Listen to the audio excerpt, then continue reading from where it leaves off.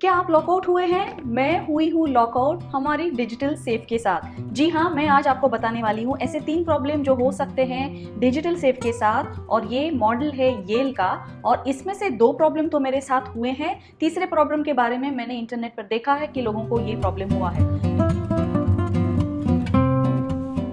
नमस्कार, मैं हूँ श्वेता पुरंदरे और लाती हूँ मेरी चैनल पर काफ़ी सारी इन्फॉर्मेशन और प्रोडक्ट रिव्यूज़ भी। आज का वीडियो है मैं मेरे येल सेफ से लॉकआउट कैसे हुई। तो वीडियो को ज़रूर देखिए और जान जाइए कि डिजिटल सेफ में क्या रिस्क हो सकते हैं। येल एक बहुत ही रेप्यूटेड ब्रांड नेम है और इसीलिए हमने हमारे घर के लिए येल की डिजिटल सेफ खरीदी थी। और इसका स्पेशल फीचर ये है कि ये है फायर रेजिस्टेंट। इस पर लिखा गया है कि ये 1 घंटे तक फायर रेजिस्टेंट रहती है। इसी के साथ इस पर है एक डिजिटल पैनल, और यदि अंदर की बैटरी खत्म होती है तो उसको बाहर से पावर चार्ज करके लॉकआउट सिचुएशन टाली जा सकती है। तो ये ब्रांड येल सेफ का है। ये सेफ फायर रेजिस्टेंट मॉडल होने के कारण हमने खरीदी, क्योंकि इसमें हम रख सकते हैं इम्पोर्टेंट डॉक्यूमेंट्स जैसे कि पासपोर्ट, घर के कागजात। तो ये सेफ हमने करीब 2.5 साल पहले ली है और ये बहुत ही स्टर्डी है, मजबूत है। और नहीं, मैं इसका सिक्योरिटी कोड बिल्कुल भूली नहीं थी। ये सेफ में 3 प्रॉब्लम हो सकते हैं। सबसे पहला प्रॉब्लम जो हुआ है, और वो हुआ है हमारा 2.5 साल के बाद, कि ये जो सेफ है ये हमारा सिक्योरिटी कोड नहीं ले रहा है।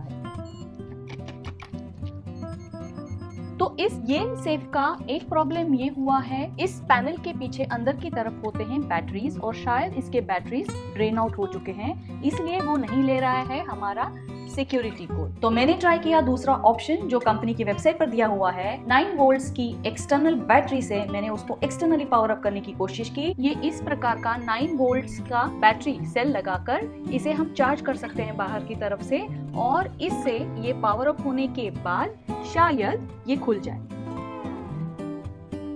तो ये मैंने बैटरी को यहाँ पर लगाने के बावजूद इसमें कोई लाइट नहीं जल रही है, इसमें कोई पावर अप नहीं हो रहा है, और ये नहीं ले रही है मेरा सिक्योरिटी कोड, और हम लॉक आउट हो चुके हैं ये एक्सटर्नल पावर सप्लाई करने के बाद। ये कोशिश भी नाकाम रही और ये सेफ खुल नहीं रही है। तीसरा प्रॉब्लम ये सेफ में ऐसे आता है कि उसका जो नंबर का पैनल है, कुछ नंबर अनरिस्पॉन्सिव हो जाते हैं, और यदि उसमें से कुछ नंबर आपके सिक्योरिटी कोड में है तो आप लॉकआउट ही हो जाएंगे।